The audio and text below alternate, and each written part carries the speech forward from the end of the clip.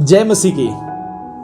स्वागत है आप सबका इस कार्यक्रम में। आज की रोटी शीघ्र ही आने वाला प्रभु यीशु मसीह के नाम से आप सबको स्वागत करता हूं और प्यार भरा नमस्कार। आइए प्रार्थना करें। स्वर्गीय पिता, धन्यवाद करते हैं इस नए दिन के लिए। हमारे जीवन से प्रभु जी आपको महिमा मिलने पाए। आज के दिन हमें से प्रत्येक लोग धार्मिकता के जीवन व्यतीत करने पाए, पाप में अशुद्धि में हमारा जीवन नहीं पड़ने पाए। अपने वैरियों से स्नेह करते हैं, क्षमा करते हैं, वैसे ही हमारे अपराधों को आप क्षमा करते हैं, ये वचन है।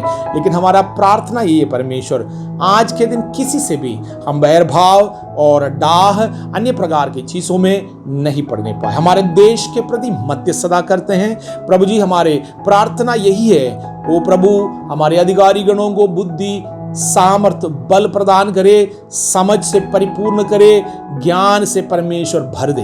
धन्यवाद परमेश्वर। हमारे देश के प्रत्येक लोग, हमारे सैनिक, हमारा पुलिस, हमारे हॉस्पिटल, मेडिकल डिपार्टमेंट में जितने प्रिय लोग हैं, याद करते, जितने प्रियों ने प्रार्थना मांगे परमेश्वर, हम उनके लिए मध्यस्थता की प्रार्थना करते हैं। प्रतियों की जरूरतों के अनुसार आज के दिन आप कार्य करें। धन्यवाद हो यीशु मसीह के नाम से, आमीन। आज का मनादी के लिए हम प्रभु के वचन से एक पद पढ़ेंगे। रोमियो की पत्री 13वीं अध्याय का 12वीं वाक्य। रात बहुत बीत गई है और दिन निकलने पर है, इसलिए हम अंधकार के कामों को त्याग कर ज्योति के हथियार बांध ले।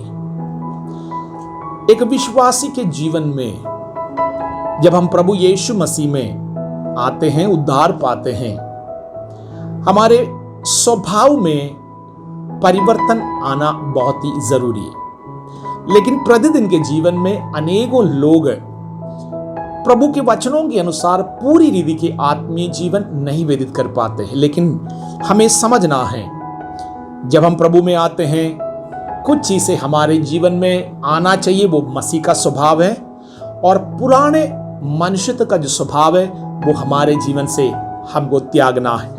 आज के दिन ऐसे 7 बातें आपके सामने रखना चाहता हूं जो एक विश्वासी के जीवन में कतई ये स्वभाव नहीं होना चाहिए। उनमें से प्रथम है, जैसे हम लोगों ने सुना कि अंधकार के काम, रात बीत गई है, अंधकार के कामों को त्यागना। अनेकों अंधकार के काम हैं लोगों के जीवन में, सही रोशनी नहीं होने के कारण, उजियाला नहीं होने के कारण। जैसे यीशु मसीह ने कहा, मैं जगत का ज्योति हूं। यीशु मसीह हमारे जीवन में नहीं होने के कारण, उनके वचन ठीक प्रकार नहीं काम करने के कारण हमारे जीवन में अनेकों प्रकार के अंधकार के स्वभाव है। नंबर 1, अंधकार के काम मसीह लोगों के जीवन में नहीं हो। दूसरा, धोखा देने के काम। पुराने मनुष्य का एक स्वभाव है धोखा देना। हमारे बातों में, हमारे कामों में अनेकों बार हम धोखा देते हैं। हम बातें करते हैं धोखा देकर, धोखे की बातें हम लोग करते हैं। मसीह के चुने हुए लोग हैं, उनके जीवन में किसी भी प्रकार के धोखाधड़ी के कार्य ना हो। तीसरा, पुराने मनुष्यत्व को उतार कर डालना है। हमें पुराने मनुष्यत्व को उतार कर फेंकना है। हमारे जीवन में पुराने मनुष्यत्व के कोई भी कार्य ना हो। इब्रानियों की पत्री 12वीं अध्याय की पहला वाक्य में इस प्रकार लिखा है, हर एक रोकने वाली बातें और उलझाने वाले पाप। कुछ ऐसे स्वभाव हैं, आशीषों को पाने से वो हमें रोक देता। हो सकता है वो कुछ मित्रता होगा, हो सकता है जीवन के कुछ स्वभाव हैं, हो सकता है अन्य कुछ बातें हैं, आपको रोक देता है, आशीष पाने से रोक देते हैं। रोकने वाले पाप।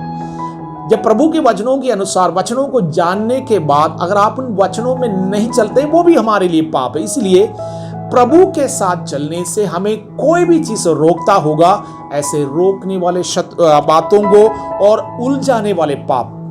पाप कई प्रकार के हैं। एक है मृत्यु के दंड के योग्य पाप, दूसरे किस्म का है प्रार्थना करने से क्षमा होता है। लेकिन ये जो पाप है हमें उलझा देता है, नष्ट कर देता है, खत्म कर देता है। ऐसे पापों से हमें दूर रहना है आज के दिन। 5वीं बात है, कुलुस्सियों की पत्री 3रे अध्याय की 8वीं वाक्य में लिखा है, क्रोध, रोष, वैरभाव, निंदा, गालियां बकना विश्वासी के जीवन में नहीं होना चाहिए। आप कोई भी सफाई नहीं दे सकता है। वचन है, वचन के अनुसार हमें चलना होगा, अन्यथा हम परमेश्वर के संतान कहलाने के योग्य नहीं रहेंगे और परमेश्वर के चुने हुए लोग हम नहीं रहेंगे। यदि आप प्रभु के चुने हुए हैं, आपको इस स्वभाव के अनुसार चलना है। इनमें से एक भी चीज हमारे जीवन में ना हो। हमारे पुराने मनुष्य का स्वभाव है, ये हमारे जीवन से अलग करें। याकूब अपने पत्री में लिखता है, पहला अध्याय की 21 वाक्य में, मलिनता और भैरभाव अनेकों अशुद्धि का काम है। हमारा सोच विचार में कई बार अशुद्धि आता है। शरीर के लिए लोग सोचते हैं, शरीर के लालसाओं को पूरा करने के लिए मलिनता की बातें देखते हैं, मलिनता की बातें सुनते हैं, मलिनता की बातें सोचते हैं। याकूब कहता है मलिनता और भैरभाव हमारे जीवन में नहीं होना चाहिए। ये प्रभु को भावता हुआ स्वभाव नहीं है।